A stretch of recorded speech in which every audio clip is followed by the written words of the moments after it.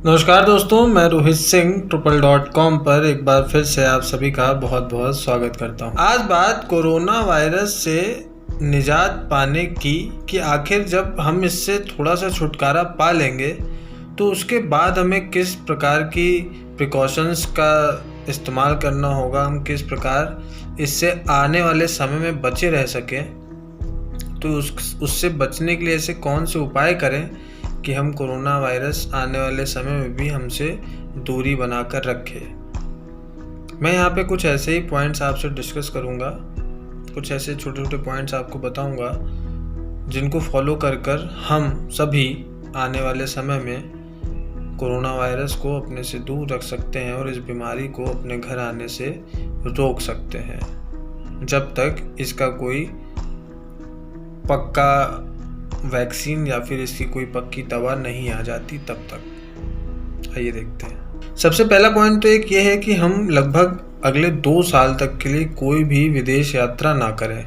किसी भी तरह की विदेश यात्रा से हम बचें। बाहर का खाना ना खाएं। ध्यान रखें, बाहर का खाना ना खाएं, क्योंकि बाहर के खाने से साफ़ सफाई और उन सारी चीज़ों का हम इग्नोर करेंगे कहीं ना कहीं। उन सारी चीज़ों को या तो साफ़ सफाई का ख्याल हर आदमी अपनी जिम्मेदारी से रखे, हर रेस्टोरेंट, हर ढाबे वाला अपनी जिम्मेदारी से उस चीज़ को रखे, पर कहीं ना कहीं वो छोटी सी मिस्टेक उनसे भी होगी और वो मिस्टेक हमें कितनी भारी पड़ेगी ये देखने वाली बात होगी। इसलिए बाहर का खाना इग्नोर करें अगले कुछ समय तक तो ज़्यादा बेहतर। अनावश्यक किसी शादी ब्याह या फिर ऐसे पब्लिक फंक्शन में इन्वॉल्व ना हो, सम्मिलित ना हो तो ये भी बहुत अच्छा रहेगा, क्योंकि भीड़ भाड़ वाले इलाकों से हमें आने वाले समय में भी बच के रहने की ज़रूरत है। बहुत ज़रूरी हो तभी यात्राएं करें। देश के अंदर भी, विदेश यात्राएं तो अलग, देश के अंदर भी बहुत ज़रूरी हो तभी कहीं यात्रा करने का विचार बनाएं, नहीं तो इस विचार को अगले कुछ समय के लिए ठंडे बस्ते में डाल दें। सोशल डिस्टेंसिंग का पूरा पालन करें।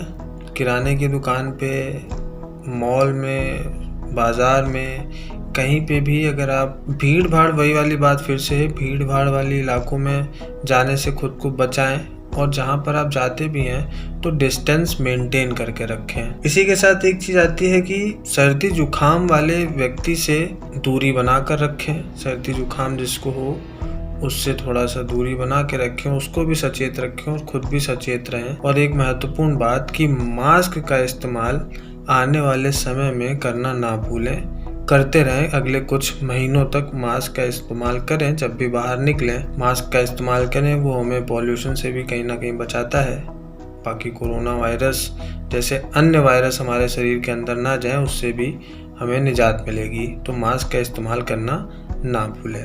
गंदगी ना रखने की सलाह आज से नहीं, वर्षों से दी जा रही है, लेकिन कोरोना के बाद हम जिस तरीके से सचेत हुए हैं, हमें वो सचेती बना के रखने की ज़रूरत है, हमें वो जागरूकता बना के रखने की ज़रूरत है। तो आसपास की गंदगी ना होने दें, साफ़ सफाई रखें, शाकाहारी भोजन अपनाएं।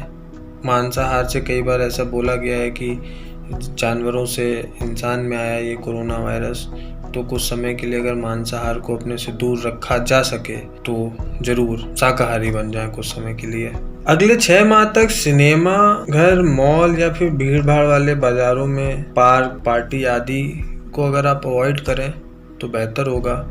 ये भीड़ भाड़ और सोशल डिस्टेंसिंग वाली बात बार बार रिपीट हो रही है हर पॉइंट में लगभग, तो आप इसकी महत्वता समझ सकते हैं कि कितना महत्वपूर्ण है। रोग प्रतिरोधक क्षमता बढ़ाने के लिए आप क्या उपाय कर सकते हैं? फल फ्रूट से लेकर योगासन तक, सुबह की एक्सरसाइज तक, सारी चीज़ें जिससे आपकी रोग प्रतिरोधक क्षमता बढ़े, उसे अपनी आदत में आज से ही शुमार कर लें तो बहुत अच्छा होगा। नाई, ब्यूटी पार्लर जाएं तो बहुत खास ख्याल रखें। शेव घर पे ही बनाने की आदत डाल रहे हैं तो ज़्यादा बेहतर होगा। महिलाओं को हालांकि इससे दिक्कत होगी, महिलाएं भी जाएं तो सचेत रहने की हिदायत जरूर दी जाती है। अनावश्यक मिलना जुलना ना ही करें तो बेहतर। कई दिनों से हम घरों में कैद दें तो ये हो सकता है खुलने के बाद हम एक दूसरे से मिलने की हड़बड़ी मचाने लग जाएं। इस हड़बड़ी से बचें।